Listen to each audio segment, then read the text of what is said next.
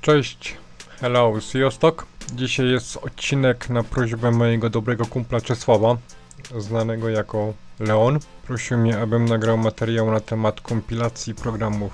Na Amigę mamy przynajmniej kilka kompilatorów języka C, bo o nim będzie dzisiejsza mowa. Jest między innymi SAS, jest GCC 295 przed ćwierć wieku, VBCCC, Torm C. I mamy do tego kilka środowisk programistycznych, które teoretycznie są takie all-in-one. Zestaw Grzegorza Graszewskiego GCC Pack w wersji 1.0. Ja tego nigdy nie używałem. Nie z tego względu, że nie lubię Grzegorza, wręcz przeciwnie, jak Grzegorza uwielbiam. Od początku mojej amigowej przygody z programowaniem używam AD. Jakoś nie miałem potrzeby, żeby zmieniać, no bo wszystko działa. Pokażę wam, jak uruchomić AD. Natomiast jeśli ktoś by chciał przetestować, sprawdzić wynalazek Grzegorza, no to oczywiście zachęcam. Wchodzimy sobie na Aminet. AD jest bardzo dużym pakietem. Zajmuje 20 MB samo archiwum. Ostatnia wersja jest sprzed 5 lat. Tych wersji było kilka.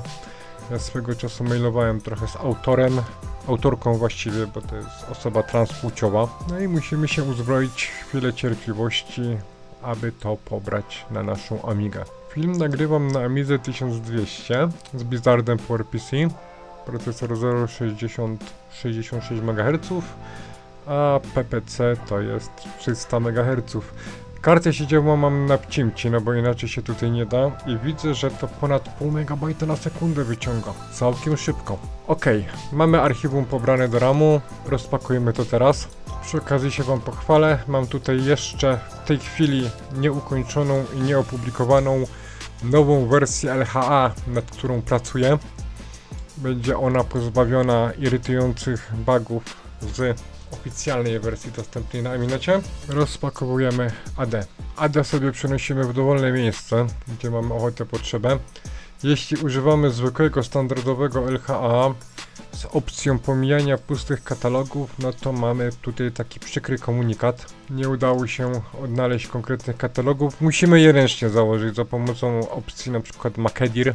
No to AD będzie nam działało. I zobaczymy taki komunikat. Nasz kompilator jest gotowy do pracy. Więc wypadałoby coś skompilować. Jako przykład użyję tutaj mojej gry Szachy. Ok, jestem w katalogu źródłowym gry. Sprawdźmy sobie, co tu mamy. Mamy komplet kodu źródłowym z bardzo ważnym plikiem, który się nazywa Makefile. Aby skompilować moją grę, wystarczy wpisać Makę. Resztę już robi kompilator. Procesor idzie na 100%. Kompilacja za pomocą GCC 295.3 jest bardzo wolna. Kiedyś bawiłem się SAS-em. Działało to dużo szybciej. Aczkolwiek wielu ekspertów twierdzi, że SAS generuje dużo gorszej jakości kod. Właśnie GCC 295 jest pod tym względem bez porównania lepsze. Zastanawiałem się, dlaczego nikt nie wpadł na to, aby tworzyć nowsze GCC dla Amigi. To jest jak najbardziej wykonalne, tym bardziej w dobie AI-a.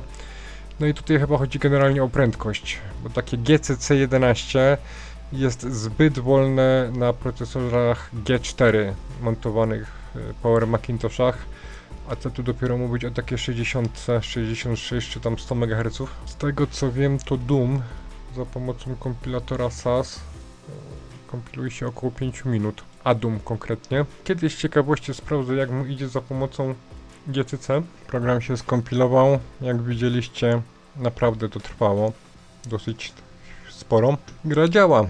Udało się poprawnie skompilować, uruchomić. Mamy otwartą księgę. Te szachy na procesor 060 mają tą fajną cechę, że bardzo intensywnie korzystają z pamięci cache procesora 68060, ponieważ ma on 2 razy 8 KB. Tutaj już można trochę poszaleć z instrukcjami. Jak widać, nawet na poziomie 6 działa to całkiem responsywnie. Ciekawe, jak będzie na poziomie 7. Na sam koniec sobie zobaczymy, jak działa kompilacja na moim serwerze ML350 9 generacji. Ja jestem za pośrednictwem Amigi połączony z tym serwerem przez SSH. Zobaczymy, jakie tam mamy procesory.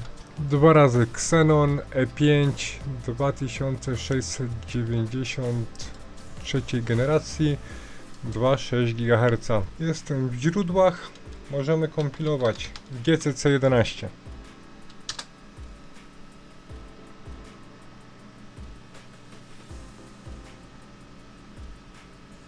No i mamy grę.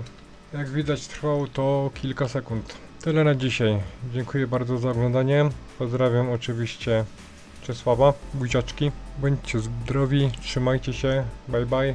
Wisłą dla Taszro.